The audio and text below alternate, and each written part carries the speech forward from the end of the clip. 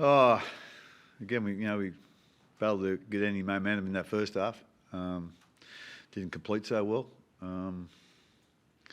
Roosters defended well. They defended well the whole game, and I thought we defended well the whole game too. Which I suppose goes on the score. 14-6. So, I thought we had them rocking a bit in the second half when we completed, reasonably well. We got a try, and then we spent a lot of time down there. As I said, they defended really well.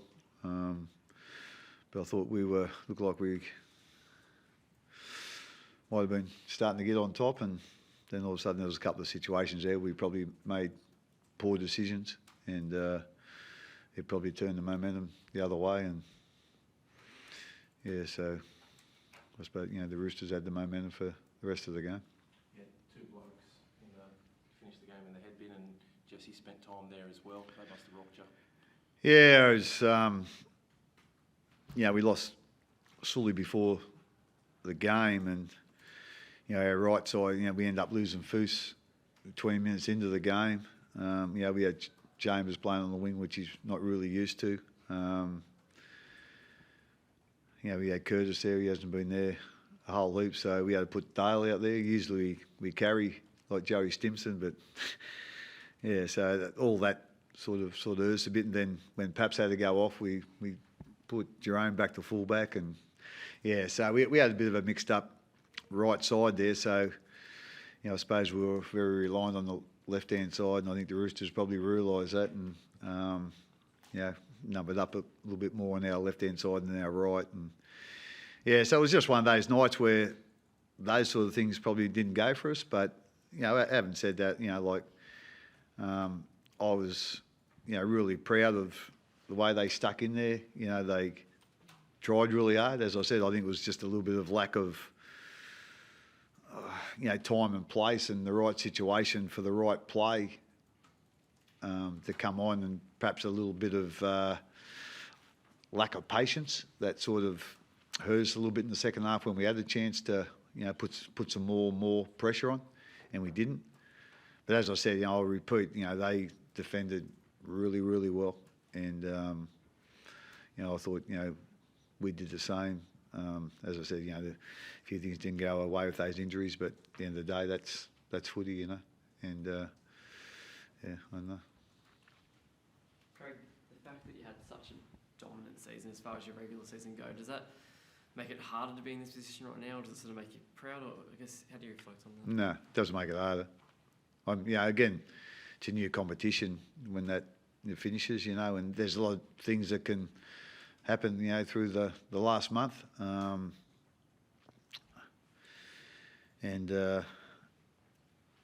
we've had a little bit of an up and down, through this month. But as I said, I just said to our players, I couldn't be more prouder of them what they done this year.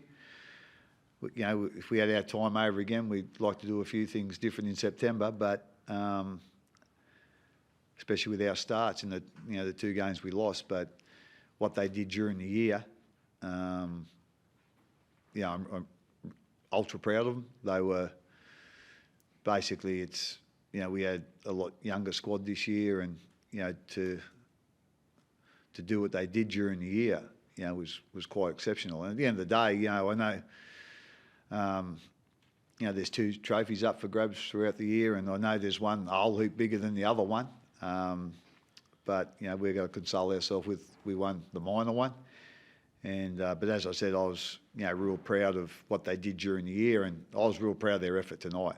But like I say, we just need to learn from a couple of things that we did tonight, a couple of things that's probably been a little bit consistent during the year, on learning what we need to do at the right time. And that's a thing that we'll be really concentrating on in our pre-season, and hopefully we can get that right. But like the whole, even through the semi-final series, I can't doubt their effort. And you give me a team that puts everything like that, I think we should be able to do something with them. Craig, at the end of the broadcast, or after the game, Billy asked Cameron if he was going to play on it next season, and he said we'll wait and see, decide in a couple of weeks or make a decision. a couple of weeks. Where's that at? I suppose from your point of view, it's obviously not a surprise to you. I think he's going to make a decision in a couple of weeks and what going on that. I haven't really spoken to him about it, to be quite honest. At the end of the day, it's if he wants to speak to me about it, he'll come and have a chat. But he's got to make that decision himself, and obviously he'll consult with his family and then go from there. But as I said yesterday, like at the end of the day, whatever decision he makes, I'll back him 100%. And I'm not going to go away from that. Whatever he wants to do, he's earned the right to do it. He's been a wonderful player. Well, more than a wonderful player. I can't sort of probably find the word that the influence he's had in our club. And as I said, whatever he wants to do, I'm 100% behind him.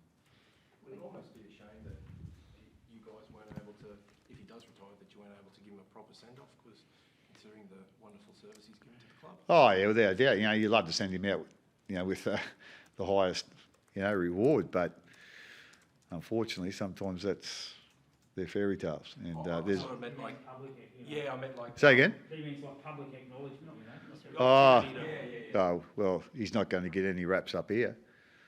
All he does is get brickbats up here. So hopefully his last game's in Melbourne or Brisbane. Won't be the grand final, will it? Probably not. Cooper Cronk, obviously, he does get that opportunity. Yeah, he does. He's someone you've had a lot to do with. I think 4 grand finals in a row now, 9 in total. Yeah, that's one hell of a record. I don't know whether the St George sides in the 50s and 60s would have had guys doing that, I suppose. But these days, that's a remarkable record, and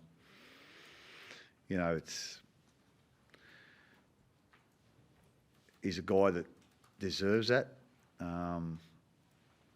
He's been obviously a wonderful player for our club, wonderful player for the Roosters, Queensland and Australia. And the thing I've always admired about Cooper, it hasn't come easy. He had to work really, really hard in his early years, to be that halfback.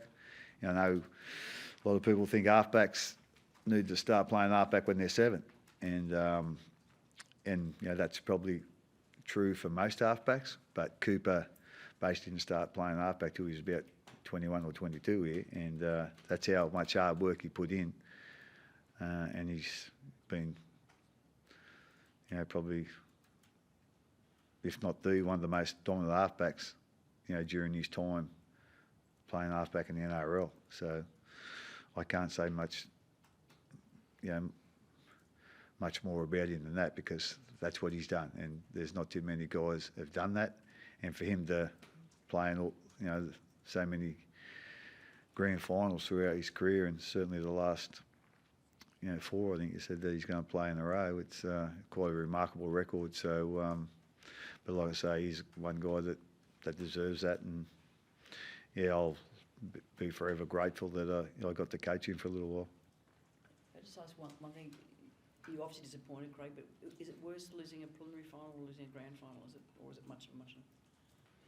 When you feel it's so close, and all that work for 25 rounds. I think it's more the circumstances, Margie, to be quite honest. How you might have got there, what happened during the game, and things like that. I think for me anyway, that doesn't say that's for everybody, but I'm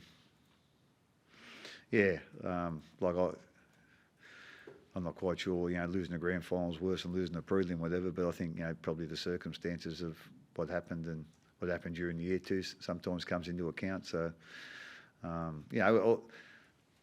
all our guys are shattered in there, to be quite honest. Usually I'm the most disappointed one, but I'm probably, I don't look as disappointed as some of those guys. So to me, that's a pretty good sign that, they really wanted to go the next week, and hopefully they'll continue to feel that for a couple of weeks and remember it when we start again next year. Craig, it's a pretty turning point when you lost Felice Kafusi. Don't suppose you had an opinion on the incident where Kiri pulled out a chunk of his hair, then clocked him around the chin with a stiff arm? How did you see it? No, I didn't actually see it, so I probably don't want to comment on that. So again? How's Ryan Pappenhausen? He got it pretty nasty. Yeah, he's cut under his chin, and yeah, he looks a bit blurry in the dressing room, to be quite honest. So he's a tough kid, Paps, but yeah, I'm not quite sure what happened there. It was when, I think, Tedesco scored that try, so he obviously got his head in there somewhere where he shouldn't have had it, or it wasn't healthy to have it. But I think, yeah, he's not looking great. But having said that, he doesn't have to play next week, so shouldn't be too much of an issue. And stitch him up and keep him going again. Thanks, everyone. Yeah.